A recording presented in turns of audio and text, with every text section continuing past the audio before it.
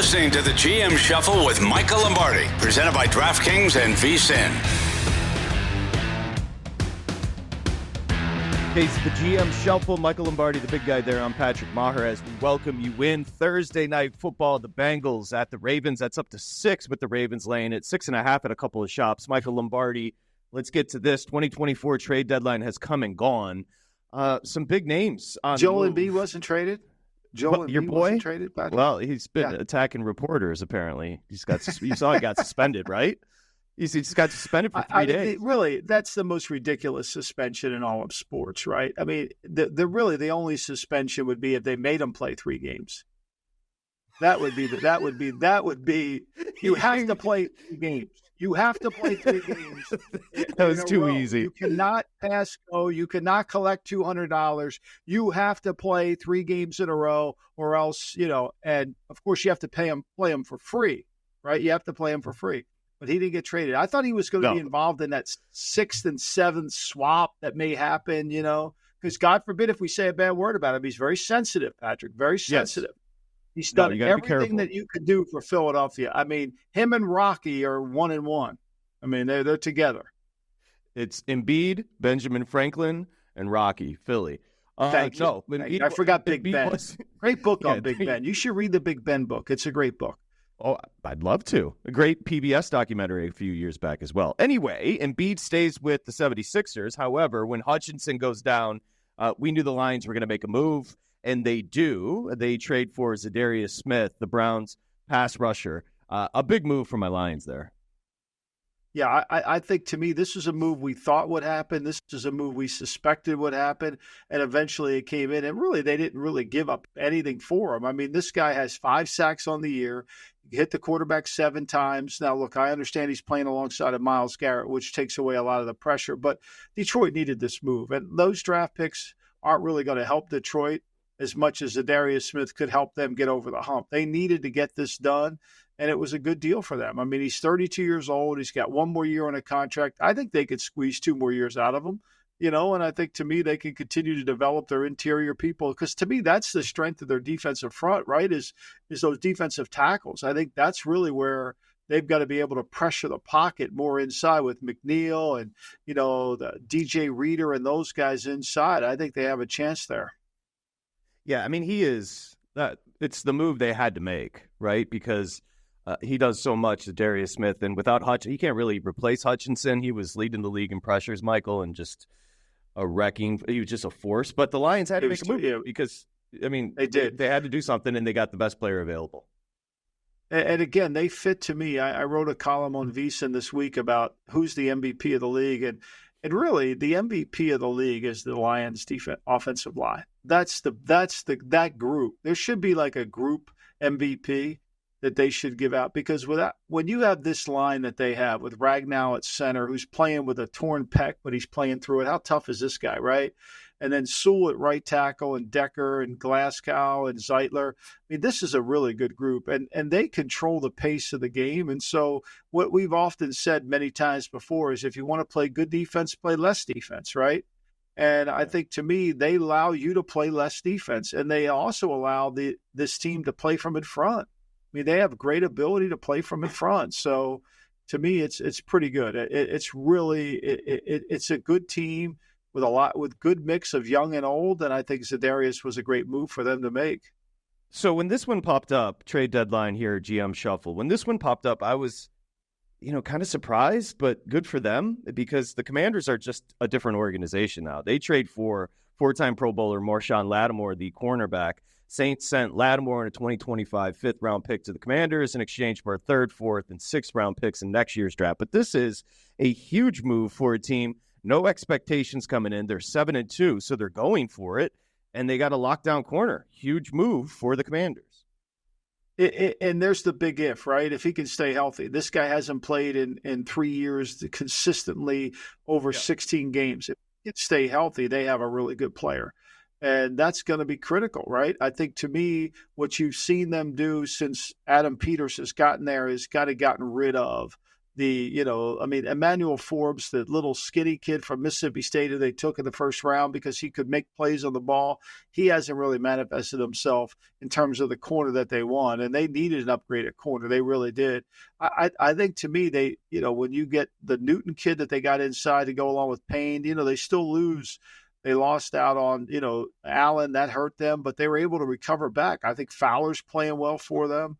Look, this is a team that you could just feel the energy of their team, right? I think you could feel how they're connected, and I think Dan deserves a ton of credit for the culture that he's built there.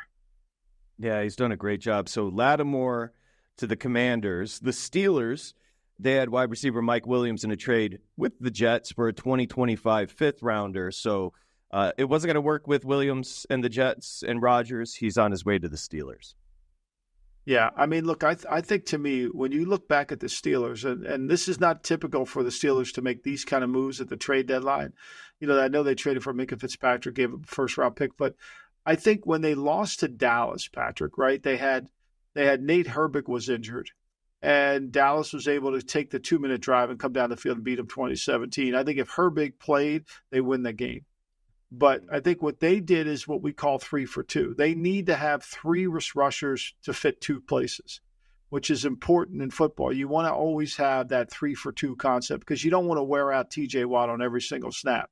But you also don't want to reduce your level of play so far down that you don't have that ability to do that. So I think the 3 for 2 element here was important. They get Preston Smith to go along with Alex Highsmith, to go along with TJ Watt. We got 3 for 2. If Herbig comes back, he's not on IR, but if he comes back, now we got 4 for 2 because he's really good. And they can move him inside too. So I like that. The one I'm not sure of is I love Mike Williams. You and I remember when our boy Brendan Staley had him on the field for that game. We were like, what is he doing out there in that Denver game? And of course, he missed the Jacksonville game the next week. We're like, this guy has had so many injuries. He's had a hard time overcoming them, and I feel badly for him. But the reality of it is he can at least give them some presence on the outside. I think that's really what it is. You need somebody who you're worried about taking the top off the defense. And then with Pickens, you're worried about that. But I think with Mike Williams now, you have a guy on the other side, which will help Calvin Austin, which will help Van Jefferson, maybe Scotty Miller. There's something they had to do. Look, they've really, since the kid they drafted got hurt, and Roman Wilson, they've really not had that receiver. I think they've been waiting on that, and it hasn't come through. The Saints, by the way, so we talked about them moving on from Lattimore. I mean, why didn't they sell everybody? They're in the worst financial situation in the league. They've lost 7 straight games. They just fired their head coach. Like, why didn't they just open up the doors and just fire sale? I think, to me, because of the cap acceleration, Patrick. See, what the Saints have done is the reason they can't do that is because everybody's contract on their team is a base salary. The only guy that they didn't take all the way down to the $1.21 million, which is the minimum salary for every player, was Alvin Kamara. They took him down to $4 million. They made him happy. He still has a ton of acceleration, but every player, I mean, Derek Carr's got $62 million of acceleration out there. I mean, math out at 17. I mean, this is an upside down cap. So Aki Loomis is in a really tough spot because he's not good enough, right? Obviously. And they played along like they've been good enough. And this is going to be a cap salary gymnastics. They are already $200 million over the cap going into next year. Now, will they be able to book some of those? I think probably they can if they have any cap room this year left. They have $4 million. That's not enough. They're going to be over $100 million. They're going to have to get rid of players. But they carry so much acceleration, it makes it so difficult to do. But, I mean, I think he's just going to have to rely on Jeff Ireland. Randy Mueller went back there as a general manager, as an assistant. Dave Ziegler's down there.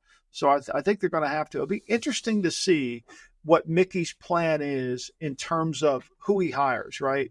Does he bring in Joe Brady and an offensive coach? Does he hire – he's going to want to look for the next Sean Payton because that's just typically what people do, right? Who's the next young Sean Payton who can become a really good head coach? Because I think this is going to be a 2-year kind of undertaking to get this cap cleaned up. They have some good players, but they couldn't stay healthy. They have so many soft tissue injuries that make it very difficult. So you got to really wonder about your strength and conditioning program there. But I think, to me, biggest issue. They couldn't sell off because they had so many guys that would have cost them money. And I think the biggest mistake they've made is they doubled down on Carr. They could have got out of Carr's contract, and now they're stuck with him for another year. And you got to sell Carr to the incoming coach. So are you hearing anything? Is it going to be under the radar, young, build something, or are they going to go splash in New Orleans with a big name? Or I asked before, I asked somebody, I said, do you think Gruden goes back there? You think they try to hire Gruden? And somebody dismissed it on me and said, no, I don't think Mickey would do that. I mean, to me, I think Mickey, it depends on what the mandate is from the ownership. If they expect winning right away, then you could see them trying to hire somebody maybe who could give them a chance to win quicker. I don't see that. I really don't. I think this is an ongoing project down there. And look, they like Darren Rizzi. I'm not saying he's going to get the job. The pride of Bergen Catholic, wonderful guy.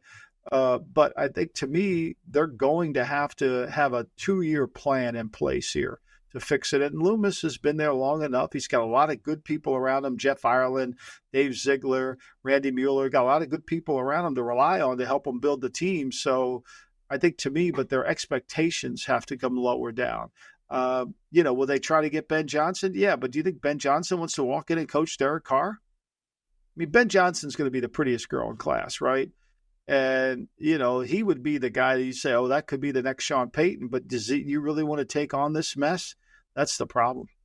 That's so interesting because I still think the Commanders wanted Johnson and ended up with Quinn. And now Quinn is doing a wonderful job, but I think they wanted Johnson. They did. They offered him he wanted a 5-year deal, and they were only willing to do a 4-year deal on the deal. And look, Johnson can dictate terms. I mean, Johnson doesn't have to be, I'll just take your job, whatever you want to give me, and I'm not saying that's a good thing. I mean, Dan Quinn was going to take the job if they offered it to him. No matter they offered 4 or 5, he was going to take it. Right. No, it's worked out for both because he gets another year of seasoning. That offense could be all time, and Quinn is 7-2 through 9 games with the Commanders. Okay, trade deadline. GM Shuffle, Michael Lombardi, I'm Patrick Maher. We'll continue. One of 2 teams involved in the trade deadline playing each other. The Steelers are at the Commanders. We're going to get into that game as well as we continue along here. GM Shuffle.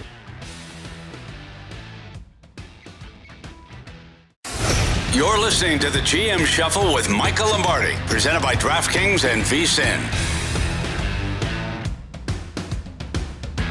The GM Shuffle, Michael Lombardi, I'm Patrick Maher. NFL news and notes presented by Smirnoff, the world's #1 vodka. Please drink responsibly. You can see Smirnoff over Michael Lombardi's shoulder there.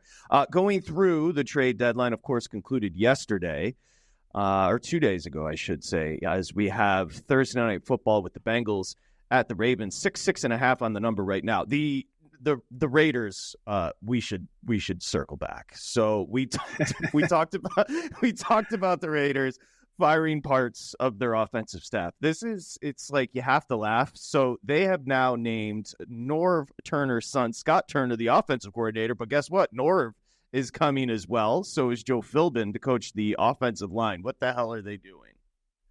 Well, Norv, we got a bunch of former Raider head coach. Norv was with us when I was there. I mean, Norv obviously has been watching Scott coach, so he's probably been in tune just like I watch my kids coach. You kind of pay attention to it. But I think a big problem with the Raiders has been their offensive line, right? They can't get anything out of that offensive line. Remember, 2 of their starters from last year now start for the Giants because that's how the Giants planned on fixing their offensive line, was taking Raider offensive linemen. Boy, that's really smart. Anyways, meanwhile, let's not get off the subject here. So, look, I mean, I feel, Scott's in a tough situation because you still have Gardner Minshew, Desmond Ridder at quarterback. You're going to probably try to straighten out the offensive line. Scott's got to figure out how he's going to run the football, because that's the one thing the Raiders could do a little bit last year was run the ball. This year they can't run the ball at all. They can't do that. And it just puts way more pressure on. I mean, how many more head coaches is this guy going to have on his staff? I mean, think about it. How many more guys what is the I want to know, what is the expertise of Antonio Pierce? Like, what does he bring to the table? Right. Like, right. What is this? Like, what am I getting out of paying you $6, $7, $8 million a year, whatever Mark did? What am I getting out of that? I mean, they're one of the worst defenses in the league. They're one of the worst offenses in the league. They're 26th in yards per attempt. They're 32nd in yards per attempt rushing. They can't run. They can't pass. Not a good combination. Now, maybe Scott will fix that, but what do I get out of you? To me as a leader, when I have to hire everybody to help you do your job, what do you do? Right. Like, what do you do? Like, to me, bring Scott, bring Norv in, both good coaches, both understand. I love Norv to death. But, like, let's be clear. Like, what do you do, Antonio? Are you going to focus on the defense and let Norv and Scott run the offense? No, you're not doing that. Like, what do you do? Motivate the team? I don't know. I mean, I'm asking this. To me, if I'm hiring somebody to lead a billion-dollar organization, I want somebody who can solve problems. I don't want somebody who's going to have to hire the answers. See, I think this is where you go wrong. I want somebody to solve the problem. This is why in the interviews, instead of interviewing about what scheme are you going to run, if I'm interviewing a head coach for a head coaching job, I'm going to say, okay, here's the situation. How do you fix it? Here's the situation. How do you fix it? Here's what would happen. What do you do? I don't want to hear about what play you're going to run against cover 3. Everybody's got that. But nobody has the answer for what happens when DJ Moore walks off the field. How are you handling that? What's going to happen when your best players gain 40 pounds during the season and you haven't done anything about it? How are you handling that? Here's how the Raiders know they don't have a head coach. If they let Antonio Pierce go tomorrow, would any other franchise want him to be their head coach? There's no freaking way. It's not. No, you can make that, the personnel area is a lot different than the coaching, because the coaching era is based on tape. There's a lot of in the personnel realm. There's a lot of, we don't want to give up our power. We don't want to bring somebody in who maybe knows something. So to me, if Mike Tomlin I wrote that column, if Mike Tomlin coached the Bengals, what's their record? If I'm the general manager of the team, I'm asking myself that question all the time. Like, if Bill Belichick were coaching the Raiders, what would their record be today? Well, first of all, their offseason wouldn't have signed Gardner Minshew. They would have gone through this. Raiders on a bye this week, so they'll have an opportunity with the Turners in town to implement the new offense. They're 2-7, a disaster. The Browns 2-7. They were moving at the trade deadline. The Packers on bye at 6-3. The Seahawks on bye at 4-5. Now we get back to some news as far as the Dallas Cowboys here, GM Shuffle, and that is your boy Dak. It looks like he's going to be headed to the IR. Jerry Jones said on his weekly radio show that he is most likely headed to the IR. So bad news continues for the Cowboys. Yeah, and they made a trade. I mean, they traded for. I thought they were going to trade for a receiver. I thought it was going to be Taquan Thornton, but they obviously like Mingo. This is an interesting study on how trades often happen. Here's Mingo, who's really done nothing in the league since coming out of Mississippi, right? I mean, he was drafted in the second round, coming there, 39th pick overall to the Carolina Panthers by, I think, Scott. Dan Morgan was in the room. Scott Federer was the GM when they picked him, right? He's got good side. But the Cowboys are making this move strictly because they liked Mingo coming out of Mississippi. They had really good grades. So many times during my career, there would be a player available for a trade, and I would say to Al Davis, look, I made a tape for you. I think we should try to trade for this guy, or this guy's on somebody's practice squad, and I think we should go get him, right? And his first answer to me was, well, fax me his college reports. But to me, they were always not really relevant because I've got tape on him playing pro football. I don't have to. I mean, I know you might want to read about his background, his character. That's really important. But literally, we were still operating as if it were 1960, Patrick, at the Raiders, because every report had to be printed out. Every report had to be put in the notebook of the team that the kid was playing for. So when the waiver wire came out and players were getting cut, somebody had to walk into the notebooks and move this Jonathan Mingo's college reports from the notebook of the of the Panthers to the notebook of the Cowboys. It's really, in the computer world, we have that. But the Cowboys, they did this last year. They love coming out Trey Lance. So that's why they traded for Trey Lance. And now they love Mingo. And for me, the thing with Mingo is I don't know how you can love I always have this problem. And I'm not saying that the Panthers are a good evaluation team, but the reality of it is do you really, if you're thinking receiver, let me go take somebody off of Carolina because they're so loaded at receiver. No. That makes why are they giving up on Mingo? Like, what am I missing here? It's the old story about the Godfather. Like, when Jack Warner tried to buy the rights for the Godfather for $1 million and Charlie Blumenthal said, wait a minute, well, what does he know that I don't know? Like, that's the question I would ask. What do the Panthers know that I don't know, even though I'm looking at his college reports? I'm not saying it's a bad pick, a bad trade, but I think to me, that's something that you have to look at in terms of how you're going to build a team. So Dak to the IR, Michael. Again, it's just a nightmare season. It's over, Patrick. It's over. It's over. I mean, they think that, look, and here's the thing that makes it even more over. Okay, so they spent all summer trying to get Trey Lance to win the starting job, and Cooper Rush still beats him out. Now, here's the issue. You can play Cooper Rush. Last year they won 3-1 with Cooper Rush, but you're not as good on defense. You can't run the football. Like, you're not the same team that you were last year. You're just not. You don't have the same skill. You don't have the same players. I think it's really challenging. I mean, I think it's a tough environment. I mean, they're 7-point dogs this weekend to the Eagles. I mean, this defense isn't any good. How do they stop the Eagles from running the football? And I'll say this again, and I defend Jerry on this. I think they have a talent issue. I think everybody in the National Football League thought they underachieved last year. And I wrote a column, and I said they overachieved. They were not as good as people thought they were. Dak played out his ass.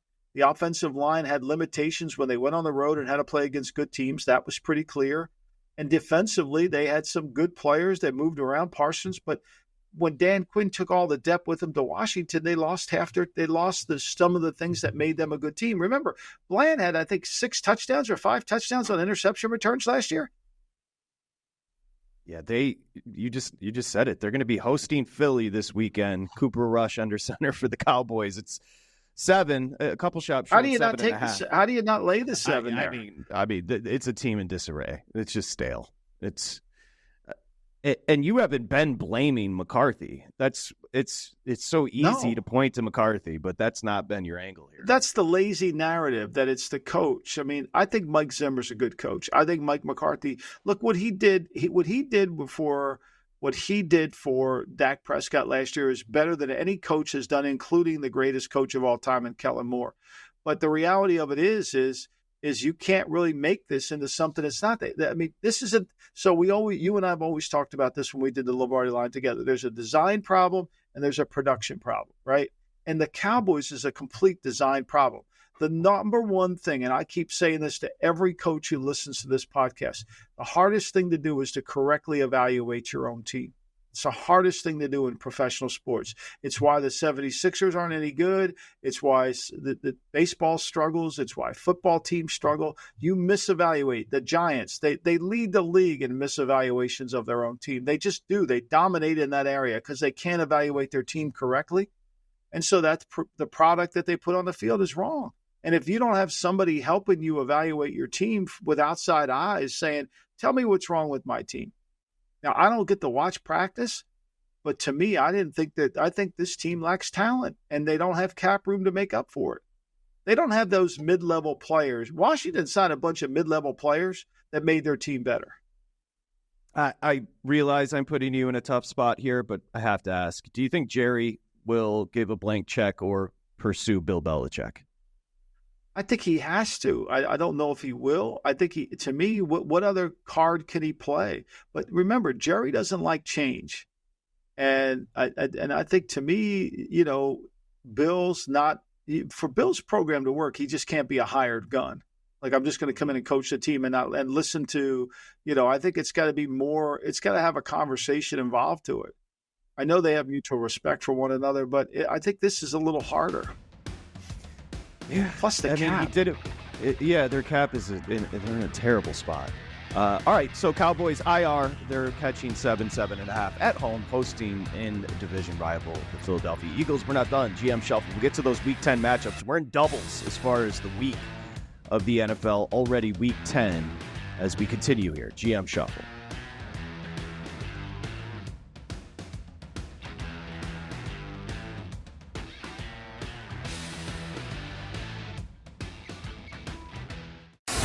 You're listening to the GM Shuffle with Michael Lombardi, presented by DraftKings and VSiN.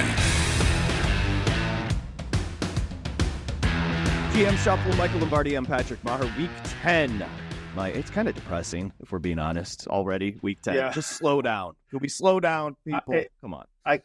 I came to work today, Patrick, and I'm driving down Asbury Avenue, which is the main street where the downtown shops are, and it's where they have the Halloween parade, the Thanksgiving parade, and the Christmas lights are up already. Like, can't we just slow down? Like, it really, are we that close to Christmas? I haven't even thought about Christmas yet. You know, they're making a documentary about your boy with the kid from The Bear is playing. Yeah, that's the book. It's called Deliver Me from Nowhere. That's the book by Warren Zanes, who wrote a wonderful book about Springsteen's Making of Nebraska. So they're doing that show, which is kind of fun. That's what it's all based on, Warren's book, which is good for Warren. I'm so happy for him. And I think he's working on another book too. So look, why not? If not now, when, right? If not, hey, listen, you said it first and you said it best. Steelers and Commanders were buyers during the trade deadline. So let's talk about this matchup. I think it's fascinating. The Steelers 6-2, the Commanders 7-2. They're going to host the Steelers. It's 2.5. A couple of shops are showing 3, the key number there. The Commanders' offense, when you dig into the numbers, it's like all-time prolific. It's insane. It's insane. I mean, they've scored in 34 of the 36 quarters that they've played in. Of the games that they played, right? So they've had 9 games. 9 times 4 is 36. They've scored in 34 of those 36 quarters that they've been. They've only been shut out twice in that time. I mean, it's really remarkable. I mean, you have a rookie quarterback converting 46% of his third downs. I mean, that's unbelievable. They scored 95 points in the second quarter. 95 points in the second quarter. They're going into halftime with huge leads. I mean, look, I wrote a column the other day, and I'm kind of pissed off at myself a little bit. I should have said it. I said Jared Goff should have consideration at 7-1 to be the MVP of the league. I know Lamar Jackson's great. And I know he's even better than he was last year. But the one I probably should have put in there is Jaden Daniels, because he is the MVP of the league. Like, where would this team be without Jaden Daniels? I mean, it's unbelievable. He's Terry spectacular. McLaurin has become a force. He's got 6 touchdowns. He's got, averages 14 yards a catch. The whole team averages 5 yards running the football. And I think they have a bad line. And give Cliff credit. They've been able to work around it. Look, they lose to Baltimore by a touchdown, and they lost the opening game. Other than that, they've been really good. They've won close games. They've blown people out. I mean, this is a challenge for Pittsburgh, because I think what it does is they can attack Pittsburgh's secondary. Now, they got to be able to block them. That's going to be the key. Can they block them? And you mentioned it. So, and give Adam Peters credit. He kind of rebuilt that offensive line. The defense maybe getting a little bit better with what they just add. Lattimore, cornerback. That's somebody, if he's playing now, the hamstring, but that's somebody you can give to Pickens and leave him on an island if he's healthy. Yeah. If he's healthy. I think what they did was, it's an interesting strategy. Nick Cesario did this in Houston too, is so you grade every NFL player, right? And I think all these college teams that have that are now starting into the salary cap era, you have to grade every one of your players, because you got to know what you're buying. You have to put a grade on the player to know what you're buying. But what Adam did is he took a bunch of guys that what we would call 58s and 59s, meaning they're good players, but they're role players. They're not elite at their craft. They're quasi starters. The Dorrance Armstrongs, the Cleveland Farrells, right? He took all these guys and he's just like, we're going to sign as many of these 58s and 59s, and maybe they'll become 62s and 63s. So that's what he did. Jeremy Chin, who I always thought was a good player. Frankie Louvu, he took 2 players from Carolina that would made Carolina's defense much better. And then I thought they did something that's really important. They brought leadership in. They brought good guys in.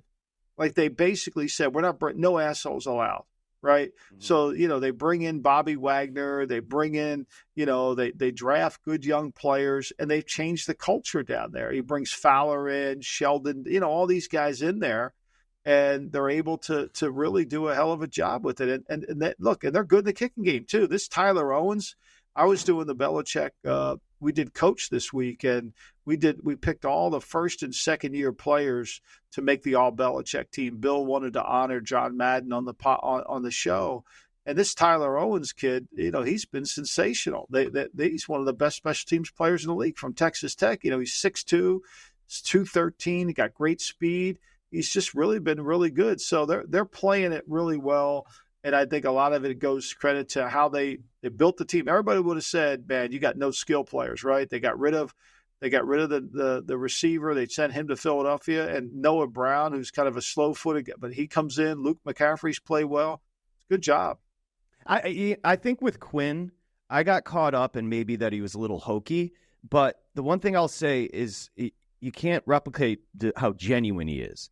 And he's genuinely who he is, and that players can feel if you're a real person. Yeah. So people want to go play. He has done a hell of a job. And the balance on offense, Michael, they're third in scoring. They run the ball for 164 yards. They're third in rushing. They are just, and that a lot of that has to do with they get into the red zone constantly. You mentioned the third down numbers for the Commanders. They never miss on fourth down. It's tremendous. What's funny about that, when you go back and watch the Giant game, I mean, the Giants, they stupidly, they go for the 2-point plays. But at the end of the day, the Giants are sitting there. They have a chance. All they need is a stop. And they couldn't even come close to a stop, Patrick. I mean, they just took the ball right down the field. Mm-hmm. They took it right down the field and scored it. So to me, I think you can't deny that. I mean, I have Washington as my fourth best team. When I go through all my numbers, right? And again, you've hit the nail on the head. You can't deny the numbers. I mean, when you look at them, they're not in the only place they're in the bottom in the 20s is points per play defensively, right? They're 21st in red zone defense, and they're 21st in punts per play. Those are numbers that I use to put together my numbers, but they come out to like 164 points. I mean, and Pittsburgh's at 168. This is a toss-up game for me. Yeah, let's talk about Pittsburgh for a second here. Russ they've won 3 straight. They beat the Giants, beat the Jets, and beat Vegas, so you're not going to go crazy there. The defense is great. They added Preston Smith, added Mike Williams, wide receiver. Obviously, they're just tremendous with the 2 edges there on defense. Where are you right now on the offense of the Steelers, who have started to run the ball with, Russ kind of opening up that aspect of the game with his ability to push the ball down the field? I mean, Russ, for the most part in his career, couldn't get the ball down the field. He's averaging 9.5 yards per attempt, which is by far his best. Credit Arthur Smith here. I mean, Arthur's done a tremendous job here. Do you realize that the Steelers have not given up a point in the third quarter all year? Wow. Think about that. You come out at halftime, you're all fresh, you got new tape job, you're all ready to go. They haven't given up a point. They're outscored their opponent 53-0 in this third quarter. That's remarkable. That's unbelievable. And so, I think Russ deserves 57 attempts, got 9.5, hasn't thrown an interception. Look, and he's helped their run game. I mean, everybody says, that he's really helped their run game. I think to me, he's done a really good job. But I think this is a really classic example of, for lack of a better term, of how to manage the offense. See, he's not trying to manage the quarterback. He's managing the offense. That's why it's ridiculous when people say, well, we need somebody to come down and fix Trevor Lawrence. No, we need somebody to fix the Jacksonville Jaguars, not fix Trevor. If we can fix the Jaguars, we'll fix Trevor Lawrence. Everybody has it reversed. Well, if we fix Lawrence, no. We got to fix the team first. I think that's what Mike's done. Yeah, no surprise. Tomlin is, for bettors, incredible off the bye. The projections were this was going to be the down year, and they're sitting 6-2. So that is, that's Tomlin. Never, I had people. We had, we do the shows every day. We had people saying they're going to take them, and I wasn't going to take them, but I wasn't going to bet against them. Like, there's no way, right? There was just no way. Yeah, you can't do that. By the way, Germany, we're sorry. We're sending the Giants and the Panthers. They're both 2-7. It is kind of embarrassing that you would showcase this game. You've got Daniel Jones and your buddy Bryce Young. So 2-7 teams in Germany. How about that? I can't imagine the Giants. The one thing I'll say about the Giants, they're not very good, but you can see they practice. They have good pad level. I watched Carolina last week, and not that I'm trying – I wanted Dennis Allen fired because I think Dennis Allen's a really good guy, and I feel bad for him. With the effort that Carolina gave in that game, with their high pad level, with their inability to really – I mean, Bryce Young, the ball was traveling. It looked like a changeup on every throw. There's no velocity on the ball. Looks like you can break on the throws anytime you want. So I think this is a game the Giants should see themselves as the better team, and I think that line has really been reflective of it. I mean, they're up to 5.5. The Giants shouldn't be 5.5 better than anybody. Yeah, I'm seeing a 6 in the market too. With the Giants not making a move at the trade deadline, did they do anything? I don't believe they did. Well, where are they going to go? I mean, they need offensive linemen. Evan Neal still sits on the bench for them. I mean, I was wondering if they were going to be sellers. I thought they might be sellers. No, but again, it goes back to correctly evaluating your team, right? The Giants see themselves as a good team. Oh, the Giants see themselves as somebody. They don't see themselves in a rebuilding mode. They see themselves as we're a couple guys away. Like they love their players. That's something. 5.5, 6 in the market there in Germany. As far as the Panthers, who picked up their second win of the year last year. The Vikings and Jags is interesting. This number is Minnesota laying 5 down in Jacksonville. You wonder if it is just not necessarily a fire sale, but the Jags are 2-7, one of the more disappointing seasons.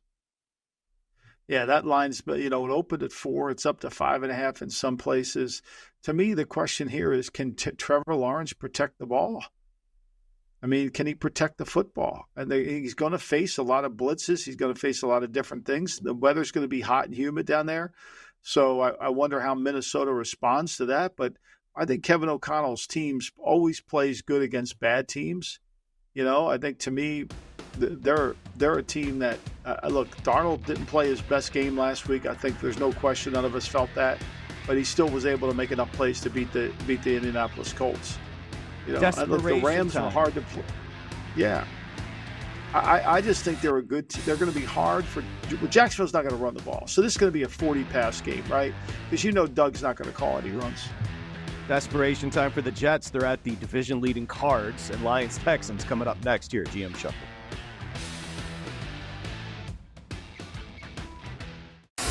You're listening to the GM Shuffle with Michael Lombardi, presented by DraftKings and VSiN.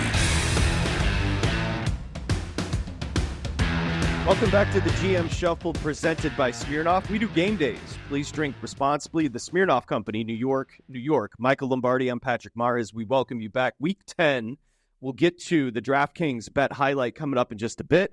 Elliot, our producer during break, brought up a great question. So, Allen's out in New Orleans. Somebody else is going to be on the way out. The question is it going to be Dougie down in Jacksonville? So here comes Minnesota. And Elliot asked the question at 2-7, how badly do the Vikings need to pummel the Jags for that ownership group with the Jacksonville Jaguars to make a move on Doug?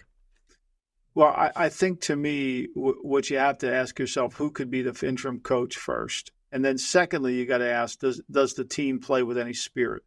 Did they play hard and just lost a tough game? Are they still listening to the coach? I think when you watched Carolina, New Orleans, you got the feeling that there's a disconnect between Dennis and the team. The team didn't play with any pad level. They didn't play with any physicality. It was a powder keg game. It was really soft. I think that's really comes down to it. The advantages for making a move, though, Patrick, to me are you get ahead of the curve because you can't start talking to people. We mentioned this last week until you have an opening. And so if you want to get into the Mike Vrabel sweepstakes, or you want to get into the Bill Belichick, or you want to try to get Ben Johnson or someone, now you can't interview Ben Johnson, but you can interview people to set yourself up that when the season's over, you can act promptly. And I think to me, that's something that you have to, what is the odds of that as opposed to waiting? right? I think that's it. You end up with a higher draft pick if you make the substitute teacher move. You end up with a better situation. I think there's somebody in the organization has to do that. The question in Jacksonville is, does Khan keep Trent Baalke and fire Doug? Or does he just say, basically, Trent, you pick the next coach? I mean, how is this all going to work? Here's what I do know. I know that whenever an owner has to build a stadium and fill up the stadium with personal seat licensing and sell to a community that has not really bought tickets to the Jaguars on a consistent basis, right? There was that Tom Coughlin era that was great. But now you're moving into the state-of-the-art facility. You're going to need some credibility with your fan base. You really are. And how do you get credibility? You hire credibility. He thought he hired credibility with Urban Meyer. That was a disaster. But that doesn't mean you don't come back towards it again. Hire somebody like Vrabel, or hire somebody. Maybe you think Bill's too old. I don't necessarily think that. I work with him every week. He has no signs of showing any age to him what he does. But to me, I think that would be the conversation. How do I buy credibility? This is where David Tepper screwed up. He could have bought credibility, right? He could have bought credibility for his team this offseason. He could have hired Vrabel. All of a sudden, nobody would be giving him any crap, right? Vrabel's running the team. Everything's good. But no, he hired Dave Canales, and everybody's looking at their team saying they're horrible. We have a fascinating – they love betting the Jets. The Jets are laying a point. It's amazing.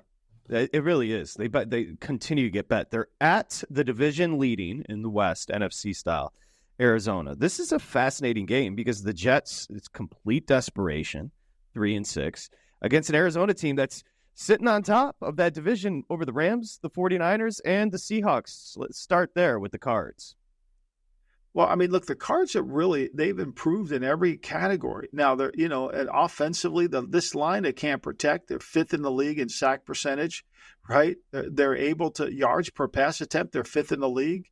Points per play, on offense, the quarterback rating and their power rating are all good. Their offensive rating is really good. But to me, I think that what I like about this Cardinal team more than anything is they're like that dog that has a bone and he's got 2 paws wrapped around it. They don't give up. They're down 10 to Miami and come back. They have that. Now they gave up against Arizona, against Green Bay up there. That weather was a problem. But I think to me, they're a tough out. Look, their offensive rating is better than the Jets. The Jets are 25th in the league in offensive rating. They're 24th, in scoring points in the fourth quarter. They're really not very good in the red zone. They're 17th in the red zone. There's really no area where you say the Jets are really good. Turnover margin, they're 21st in the league. And Arizona does a good job in that area. So, for all the conversation about the Jets defense, they rank 13th in the league. I always think defense is about how many punch you force. They're 13th in the league in punch force per play. It's just funny. Every time you look up, the Jets are favored, and it's unbelievable. Obviously, and they're not a bad team, but they're only in the game because of their defense. Now, one thing we know about Murray, if you don't rush him correctly and you start running around up there, he's going to make plays on you. By the way, speaking of being favored, my Lions are 3.5-point favorites on the road in Houston. Does that number surprise? Yeah. I mean, I think most people agree the Lions right now feel like the best team in football, or certainly one of them in the conversation. They're at the 6-3 Texans, and the Texans are catching 3.5 here. Yeah, I think this. I think this is a Nico Collins line movement. Really, that's what it looks like to me. It looks like Nico Collins because this Lions team's too good. Like, they're just too good. They have too many good things going for them. They have too much stuff that they're really good at doing. I don't see it, right? I don't see where they are. I think they really have the ability to make the plays that they need to make. I don't see how Houston can stop them from running the football. Now, Houston's athletic and they're quick and their movement. This is not a game about scheme because Houston does what Houston does. But I think ultimately, for me, I think Detroit's just too good in too many areas. I mean, the only area Detroit's not good at is they don't score points in the fourth quarter because they don't have to. They don't have to. I love it.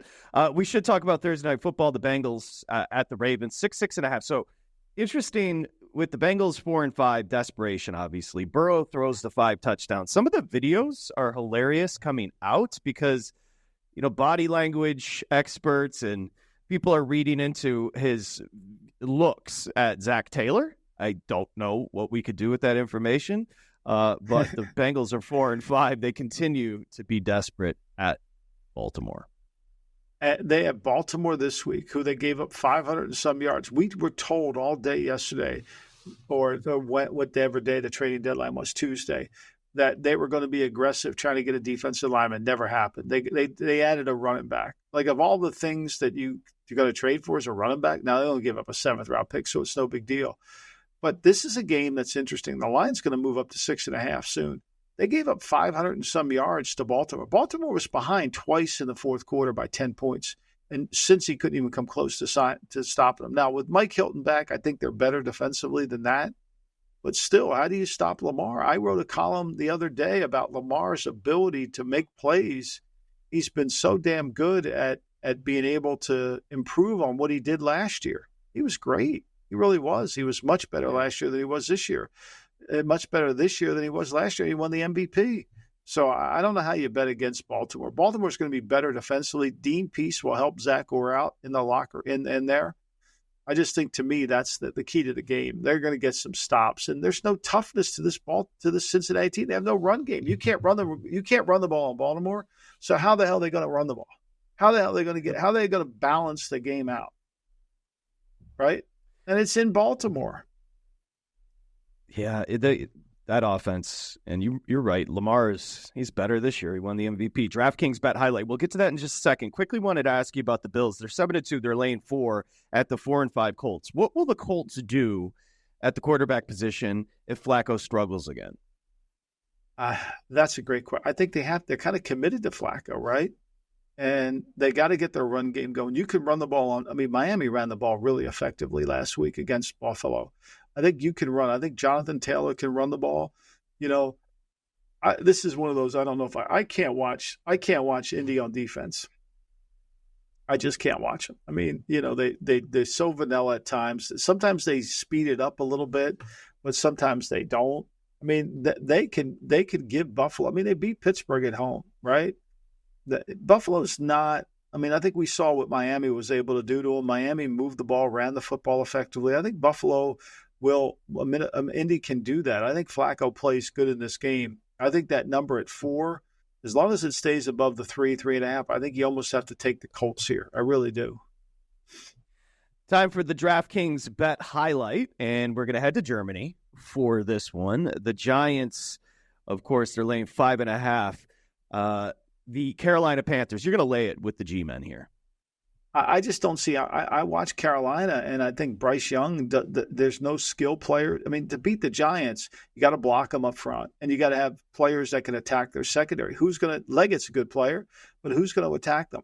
The Giants should be able to. Now, they haven't been able to stop the outside run plays, but I think if they can stop that run, I think it's going to be hard for Carolina to score points on them. So I like the Giants here. I know 5. It doesn't seem like it. I think it's going to go up to 5.5 at some point. But I think the Giants will move the ball on Carolina. Carolina's not good at all on defense. They're slow. They don't tackle well at all. And look, one thing we do know, there's 11 teams that have 3 wins or less in the league. And usually what happens is those bad teams beat up on other bad teams, right?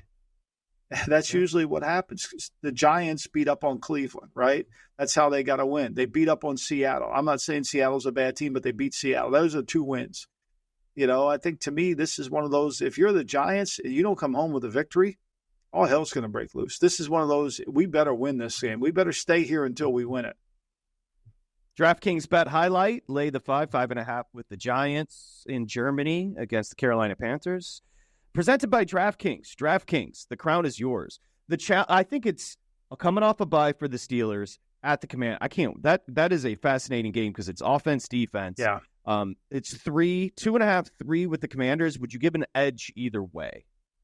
I think I'm going to take Tomlin in the points. I think here. I think you have to. But I think this is a tough matchup for Pittsburgh, especially if Daniels can move around. I think you can attack the secondary. Look, Joey Porter's a good player, no question. But I think they can make some plays down the field. And I think Dan Quinn will do a good job on them defensively. I mean, this is not going to be Russell Wilson going against. Look, the Giants had chances to win that game. Remember? I mean, the Giants had chances to beat them 2 weeks ago. Yep. Yeah, no, it's good. It's a great matchup. What the Commanders continue to do is fascinating. So we shall see. And two teams that made moves at the trade deadline. Michael, anything else on the way out here? GM Shuffle? No, I can't wait to watch Embiid sit on the bench for 3 more games. I'm excited for it. Yes, I hope he's healthy, Yeah, the suspension would be forcing him to play 3 straight games. That's Michael said. Yeah, force him to play 3 straight. Yeah, you got to play 3 in a row. Yeah, but don't say a bad word back, Shuffle. please. M. Lombardi, I won't, never would. M. Lombardi, NFL. We'll see you next time here on the GM Shuffle.